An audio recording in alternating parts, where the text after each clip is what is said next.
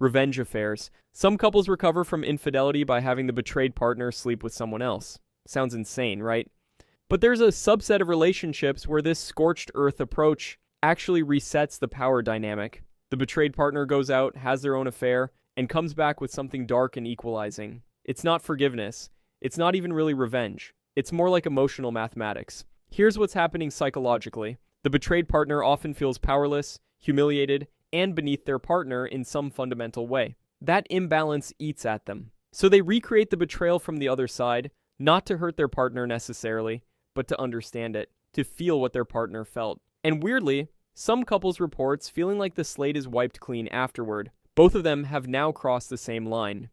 Both have the same secret. But here's the catch. This only works if both partners genuinely want to rebuild after the counter-betrayal. If the revenge affair is just an exit strategy disguised as justice, the relationship is already dead. And even when it does work, you're building on a foundation of mutual destruction. The couples who survive this tend to have an extremely high tolerance for chaos and a belief that suffering together creates deeper intimacy than never suffering at all. Controlled rage. Therapists don't usually advertise this, but sometimes the path forward requires breaking things. Not each other, but plates definitely. Furniture maybe. The betrayed partner needs to physically expel the anger living in their body, and sitting on a couch talking about feelings doesn't always cut it. Controlled rage means creating a space where the betrayed person can scream, throw, destroy, and let the fury out without consequences. Some therapists actually facilitate this. The psychology here is pretty straightforward. Betrayal trauma lives in your nervous system, not just your thoughts. Your body is flooded with cortisol and adrenaline.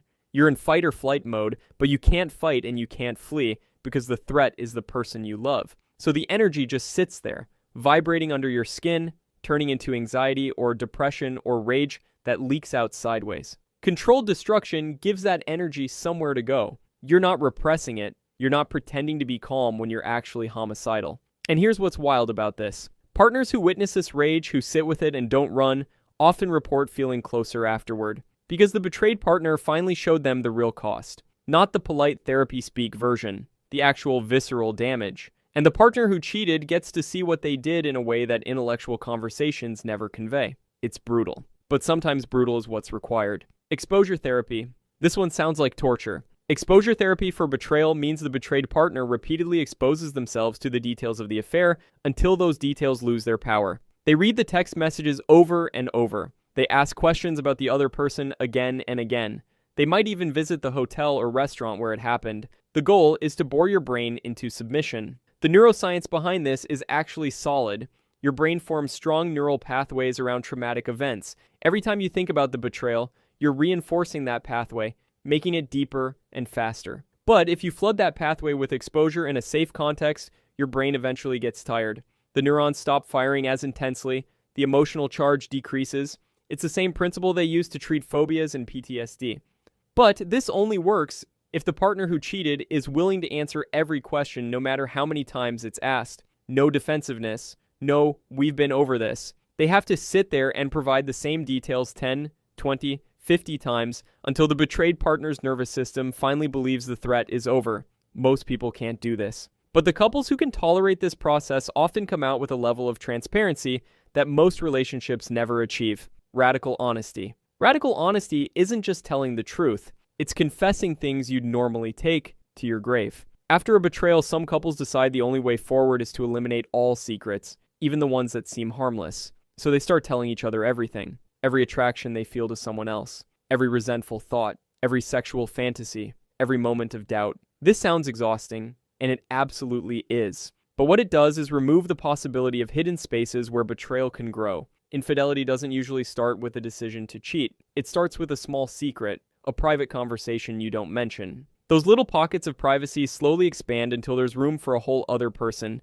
Radical honesty collapses those spaces entirely. There's nowhere to hide anything, so there's nowhere for deception to take root. The problem is that most people can't handle this level of exposure. Hearing that your partner finds someone else attractive triggers all the insecurity that the original betrayal created. But couples who stick with it report something surprising. Over time, jealousy decreases, attractions stop feeling threatening because they're normalized. Your partner finding someone hot doesn't mean they're going to cheat.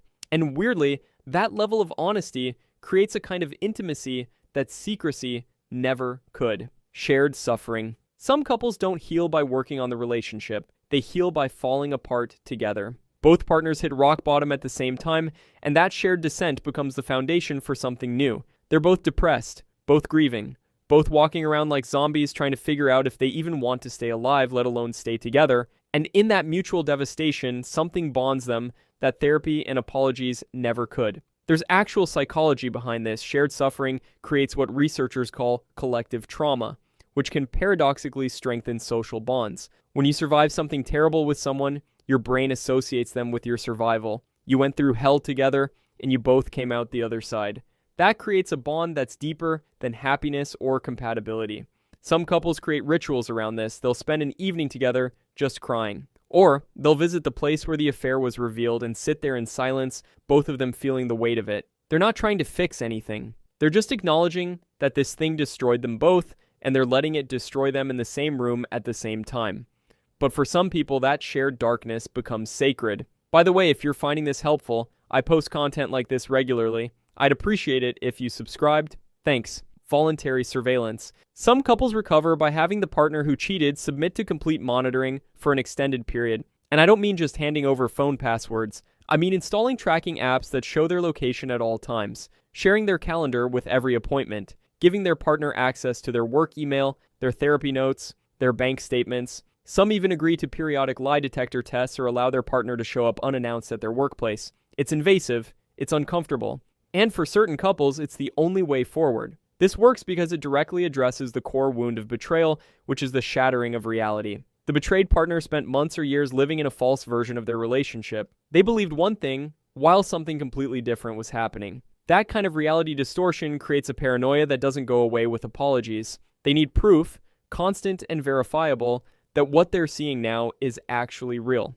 Surveillance provides that proof. The partner who cheated has to genuinely consent to this, not just agree under pressure. They have to understand that privacy is a privilege they lost when they chose deception, and they have to maintain the surveillance without resentment, sometimes for years. The moment they start complaining about being monitored or earning back their privacy too soon, the whole system collapses. Because what the betrayed partner is really testing isn't whether their partner will cheat again. It's whether their partner understands the magnitude of what they destroyed. What's interesting is that most couples who use this method eventually stop needing it. After 6 months or a year of consistent transparency, the betrayed partner's nervous system starts to calm down.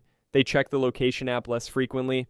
They stop reading every text message, not because they're naive again, but because the surveillance proved their partner was actually being honest. The behavior matched the words long enough for trust to start rebuilding. And once that happens, the monitoring becomes optional rather than necessary. The risk is that some people use surveillance as a way to punish rather than heal. They keep their partner under digital house arrest indefinitely, never actually working toward trust, just enjoying the control. That's not recovery. That's just switching who holds the power. But when both partners treat surveillance as a temporary scaffold rather than a permanent structure, it can actually create the conditions for real transparency to take root.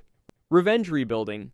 Not every couple heals through forgiveness. Some heal through spite. They decide they're going to build the best possible relationship just to prove something. Maybe to prove the affair didn't break them. Maybe to prove they're better than the other person. Maybe just to prove they can. The motivation is anger, but the result is genuine improvement. They go to therapy out of stubbornness. Here's why this is effective. Forgiveness often requires letting go of anger, but anger is fuel. It's energy. And when you channel that energy into action instead of rumination, you get momentum. The betrayed partner stops wallowing and starts demanding change. The partner who cheated stops asking for patience and starts delivering results. They're both motivated by something other than love, but the actions are the same as they'd be if they were motivated by love. The danger is that spite runs out eventually. You can only be motivated by anger for so long before you burn out or realize you've rebuilt something you don't actually want. But if you can ride that wave long enough to create real change, the relationship you end up with might actually be worth keeping.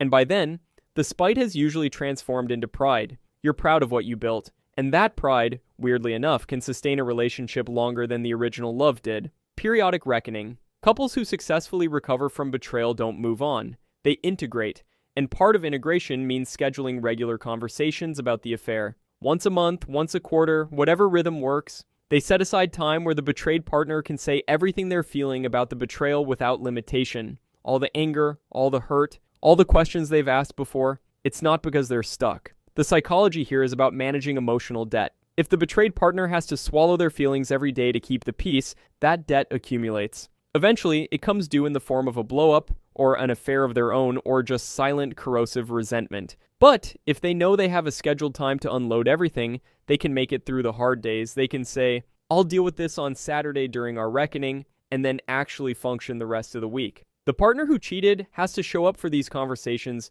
with zero defensiveness. They can't act like this is unfair or like enough time has passed. They have to sit there and absorb whatever comes at them, knowing this is part of the cost. And weirdly, most partners who cheated report that these scheduled reckonings are easier than the spontaneous ones, because at least they know when it's coming. And in between reckonings, they get to live without waiting for the other shoe to drop. Witness testimony. Some couples recover by going public. They tell their families, their friends, their community what happened, not in a vague, we went through a rough patch way, but in specific, uncomfortable detail. The partner who cheated confesses to people they respect. They accept the judgment and the loss of social capital. And that public accountability becomes part of the healing. Here's why this works. Secrets have power. As long as the affair is just between the couple, it's easy for the partner who cheated to minimize it, or for the betrayed partner to gaslight themselves into thinking it wasn't that bad. But once other people know, once there's a public record of what happened, denial becomes impossible. The affair is real. The damage is acknowledged, and the partner who cheated can't rewrite history because too many people know the truth. The risk is that bringing other people in can create pressure to leave. Friends and family often can't understand why someone would stay after betrayal. They push for divorce or breakup because they can't see the private work being done.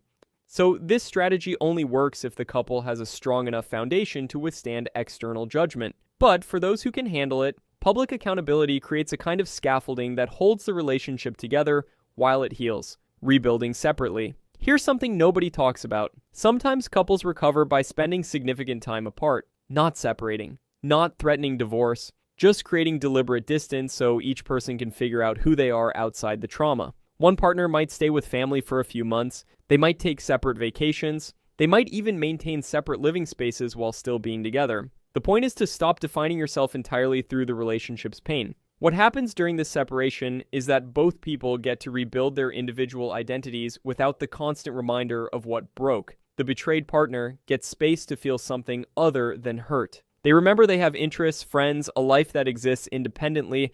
The partner who cheated gets to sit with their guilt without the immediate pressure to fix everything. They have to face themselves without the distraction of managing their partner's emotions. And weirdly, that individual work often strengthens the relationship more than constant togetherness would. The key is that the separation has to have clear boundaries and a defined purpose. It's not, I need space with no end date. It's, I'm staying with my sister for 8 weeks so I can process this without feeling like I have to perform healing for you. Both partners know what the separation is for and when they'll reevaluate. And when they come back together, they're bringing fuller versions of themselves instead of two people who've been drowning in the same pool of pain. If this resonated with you, consider subscribing so you don't miss future uploads. Thanks for watching.